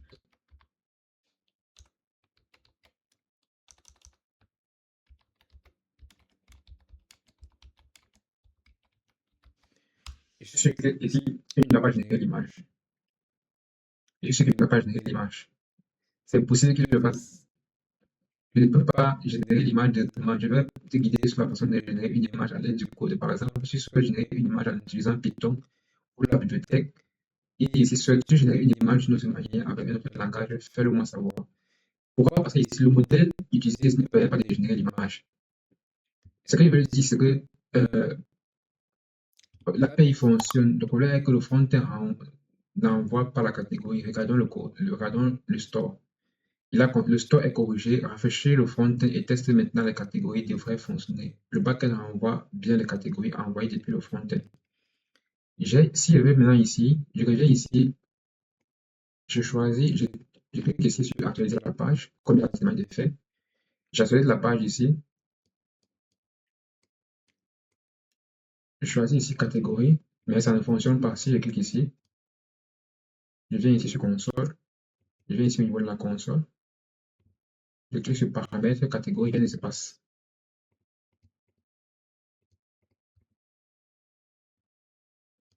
Je vais le dire ici,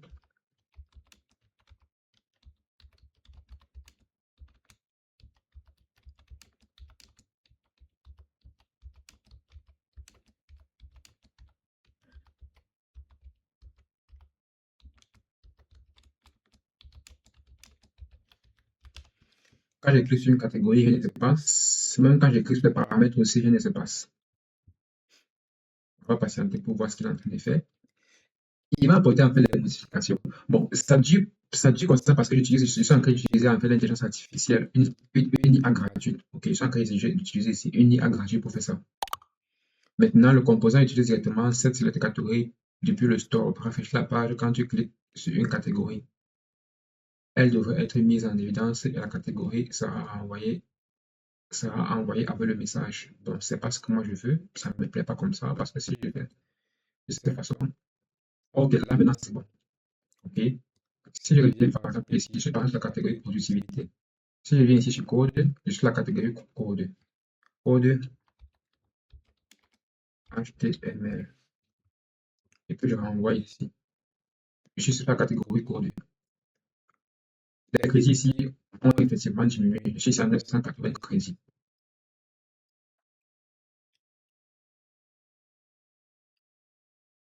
OpenAI, bien sûr, voici un exemple simple de code pour une page web.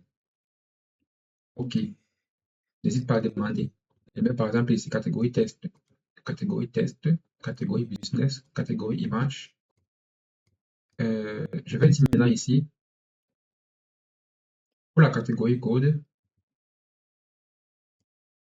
si je reviens ici sur OpenRouter ici, je vais ici sur OpenRouter, j'entre ici par exemple dans Guardian ici. Je reviens ici, j'ai ici l'éligibilité en fait des différentes clés d'API. J'ai ici Cloud Sonnet ici qui est en fait une IA gratuit. Je reviens ici sur plugin à ce niveau, ou alors sur paramètres, default WordPress. Je viens ici sur activité. Je pense que c'est ici qu'il faut choisir le modèle en fait d'API à utiliser. Bon, je vais ici en crédit. Bon, ça ne m'intéresse pas. Les préférences ici. Je vais ici plutôt au niveau de API. C'est pas si c'est ici qu'il faut voir. Overview. Le statut ici c'est enable, indéterminé. Je recommence ici, je vais sur edit. Ok, non, c'est pas ici. Je reviens sur disable. Non, c'est pas ici. Il y a ici un endroit où Guardian, ok, c'est ici. Provider, ok. Privacy setting, ok, c'est pas ici. Ici, on peut rien faire. Donc, ici, valide. Je suis en train de vouloir chercher, ok, voici les intelligences artificielles disponibles pour le moment. On est ici, entreprise n'est pas configurée. Je vais cliquer dessus. Je vais entrer ici la clé anthropique. Enable anthropique. Bon, on va être gratuit. Routine ici. Par défaut, ici, on a le modèle ChatGPT par défaut, qui est en fait le modèle par défaut. On a ChatGPT. Je mets ici, par exemple, Price, ou je mets ici le modèle par défaut. Je choisis, par exemple, le modèle par défaut, je choisis Claude Opus. Choisissons, par exemple, ce modèle par défaut. Je reviens ici, au niveau de mon application. Je dis, par exemple, ici, code HTML. Je relance ici. Voyons.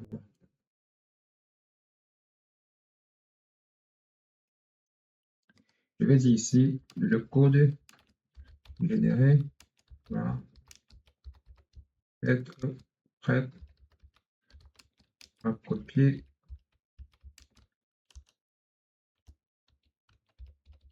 pour les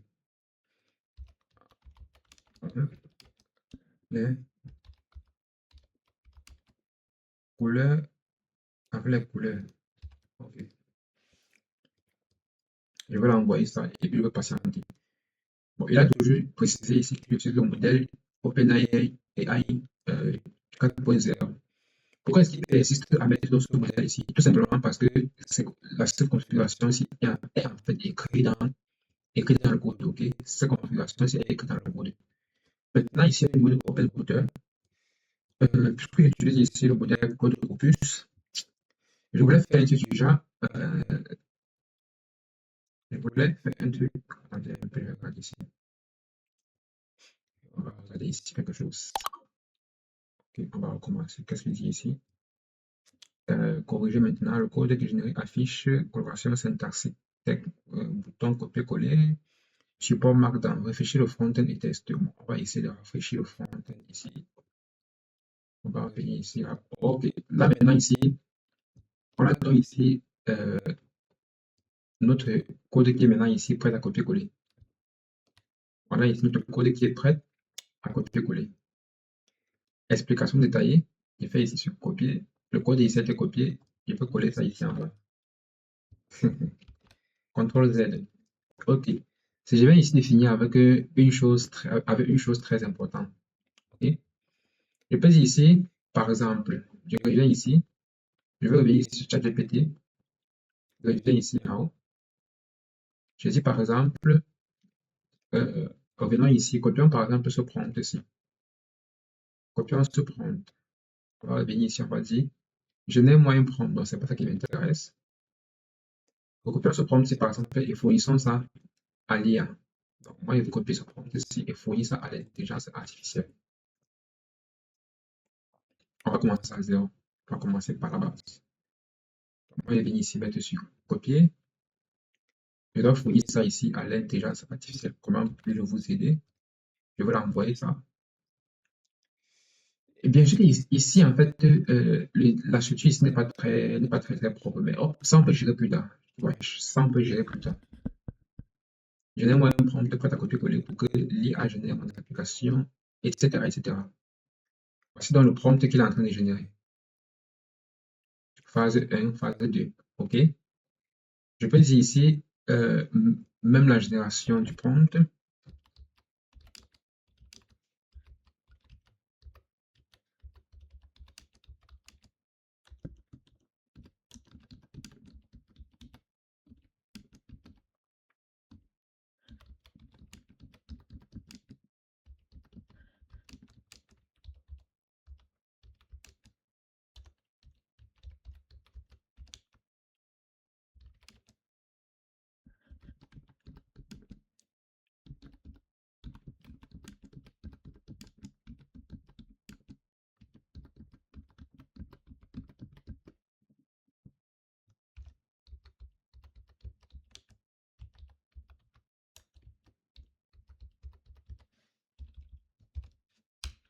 En fait, ce que je suis maintenant en train de faire là, c'est juste parce que je veux perdre le temps. Parce que sinon, toutes ces informations-là pouvaient être directement enregistrées dans les fichiers, dans le fichier que j'ai montré précédemment au début de la vidéo, où ça me permettait en fait d'entraîner l'intelligence artificielle. Tout ça devrait normalement être enregistré à l'intérieur.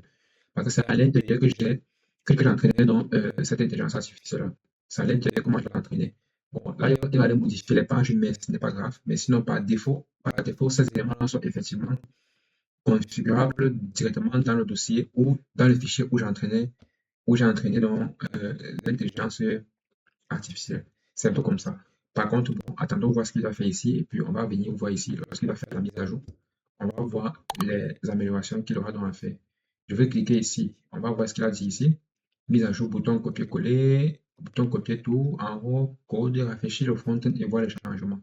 Bon, déjà ici, je ne vois aucun changement, hein. Déjà ici, je ne vois aucun changement. Pourquoi? Parce que ça devrait normalement s'appliquer. OK? Si je reviens ici, je vais dire ici, les paramètres ne fonctionnent pas.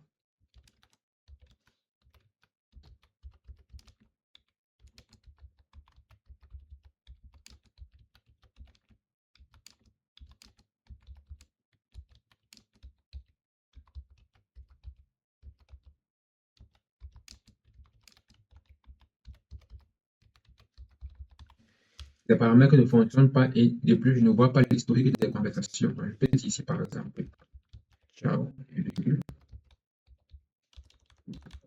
je balance ici, et là, on renvoie. OK, encore une erreur survenue. Pourquoi est-ce qu'une erreur survient ici? Je ne sais pas trop.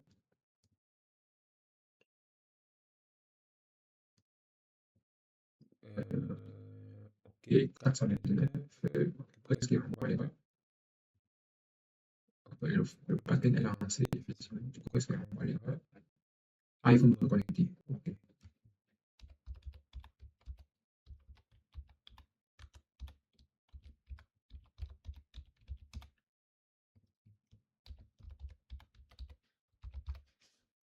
Reconnecter ici.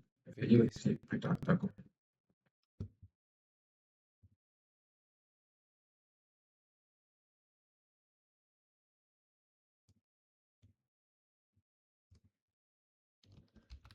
C'est le contrôle C.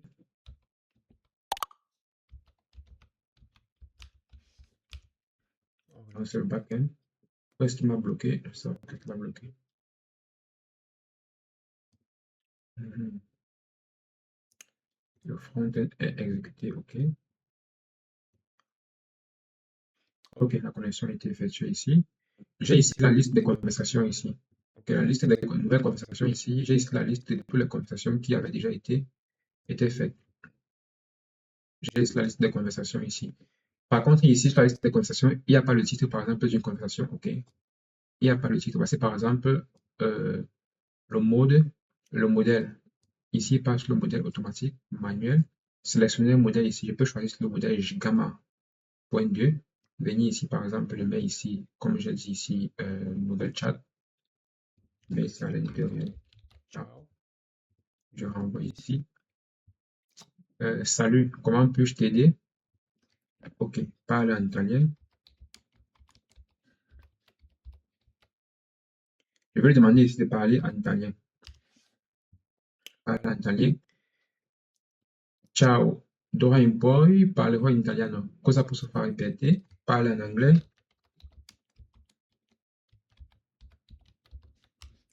Il va maintenant ici parler en anglais. Il parle ici understand, I will respond in English from now on. Je peux copier ça. Je peux faire le copier-coller ici. Donc, c'est comme ça que vous pouvez continuer donc à améliorer donc votre code. Génère-moi par exemple un code en Java.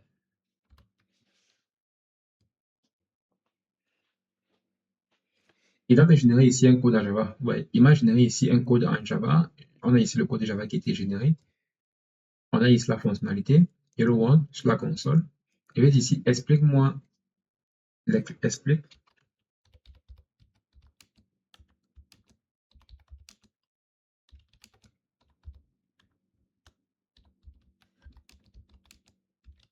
les listes en Java. Il va maintenant ici m'expliquer les listes en Java. Ok, il m'a expliqué ici les listes en Java. Donne-moi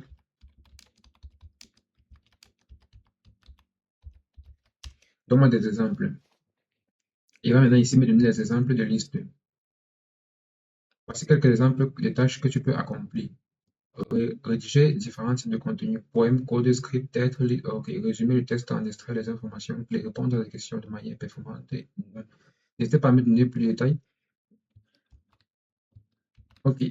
Ici, je me rends compte qu'il ne parvient pas à se souvenir en fait du message précédent. Ok. Il ne parvient pas ici à se souvenir du message précédent. Je vais donc lui dire ici que l'IA doit se souvenir du message. L'IA